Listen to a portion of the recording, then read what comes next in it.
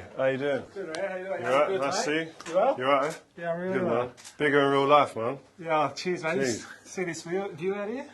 Yeah, I've been admiring that earlier. Oh, that's right. That's your hotel. Yeah, over we're staying there, over isn't there, it? yeah. I've never stayed on that side of the bridge, mate. No? It's pretty good. No, it's nice, but I've never seen it from this angle of the Opera House. Oh, really? No. It's a super place. This is where all the teams stay when they play us in Sydney. Here? Yeah, they stay Oh, at the brilliant. Intercontinental, so it's pretty cool. Oh, good. And I just live over here, mate, over in Bondi, so I'm a little bit away. Oh, yeah? we What's have- it like over there? We might be going there tomorrow, I think. Yeah, to it's the beach. awesome. Yeah, the beach, mate, it's awesome. Yeah. It's the place to be. I'm actually just moving at the moment from an apartment to a place I just bought, so I'm looking forward to good. that.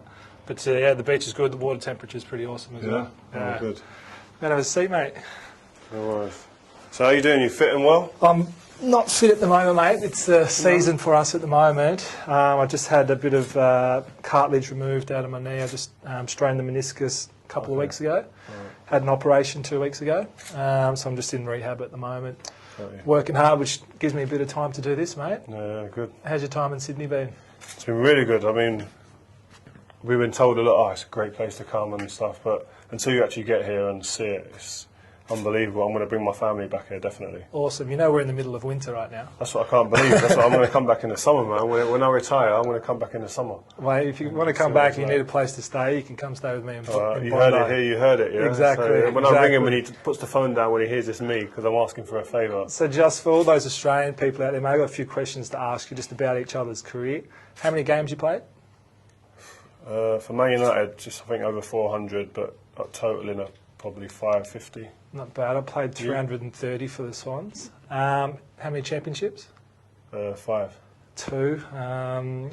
Individual awards? Any MVPs? No, I've had Team of the Year, I think 6 or 7 times, and then like World Team of the Year 1 time as well. Wow. Okay, so Team of the Year here was our All-Australian award. I've got that 4 times, so you beat me by 2. But I have got the MVP twice. I think that's the one thing I can hang my hat on. You're out on your own there, man. Exactly. And you're in the process, obviously, change over from Sir Alex. How's that been, mate, with the new coach coming in?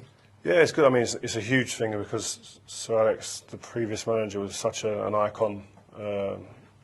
His desire and his work ethic was just huge, and what he'd done for the club in the 26 years or so that he'd been there was phenomenal. So for someone else to come in, it's a huge job, and for anyone.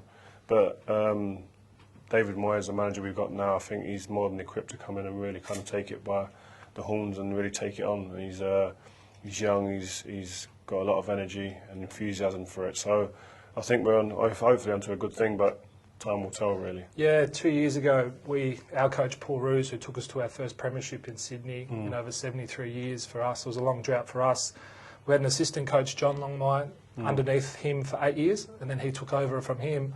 I know on that first pre-season after they took over, all the players felt like they had something to prove to the manager. Is that the sort of thing that's happening That's at the moment? the first thing you think, no matter what age you are, what end of the scale, you're a young pup coming in or you're one of the older guys like myself, you still want to show him what you're capable of. I'm worthy to still be here. You need me in that team. That's the kind of attitude that everyone's got, and you see that in training pitch. Everyone's firing into each other, trying to impress, and I think that'll probably go across all sports, really. That you have to hit the manager between the eyes once he comes in the training ground to make sure that come the start of the season you're starting. Yeah, that's awesome. And how's it been? You know, you obviously captain Manchester United. Yeah. I actually stood down as captain this year to let one of our younger guys, Kieran Jack, step into that role. How was People that? don't realise how big a thing that is, you know. As your personal pride, everyone's got an ego. They want to be the main man and stuff, and for you to do that, it's a huge Yeah, it is, and it's I think when you put the team first, it's an easy decision to make, and I've just seen him this year, how much he's blossomed in that role, to know that it was the right decision. How did you go, you know, captaining one of the most famous teams in the world? Yeah, I mean, it was it's just an honour. You look at it as an honour. I mean, I never set out as a kid to say, oh, I want to be the captain of a team. I was always, as you said, team first. I just want to be part of a team that goes on to be successful. Anything else is like the icing on the cake. And becoming captain of the team and doing it in big games and to win titles and to win European Cups and stuff is just, you go up there, lift the trophy, but really it's a team sport and you don't really want to be out there alone. You want your teammates to be around you and you all lift it together. So Yeah, it is an honour. It is a great thing. I look to kind of inspire your teammates and stuff. But again, as I said, you'd like to do that within a team unit. Yeah, definitely.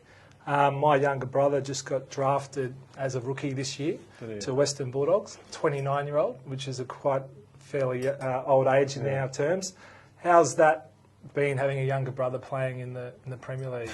I was only talking to him yesterday about all this type of stuff. Do you know what? I don't know how you are, but I get more nervous watching him than I do playing. Yeah, I do. Yeah.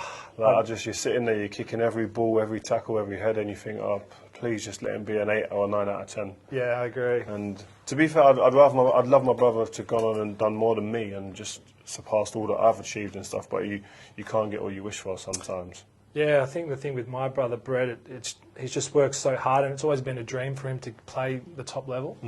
And for him to actually get there, I think that's what I'm most proud about. But since he's got there, his performances have just been absolutely amazing. And in a team that's not going so well, for him to be shining as a mature age rookie is really great. I'm in the process of writing my own book at the moment. Maybe have some tips for me. I'm just at the very early stages. I just signed with the company to write my book. I'm just making a list of all the people they need to talk to, and it is one of the most daunting things. You never don't want to leave anybody out, but do you have any tips for me? Obviously, you've got a book coming out.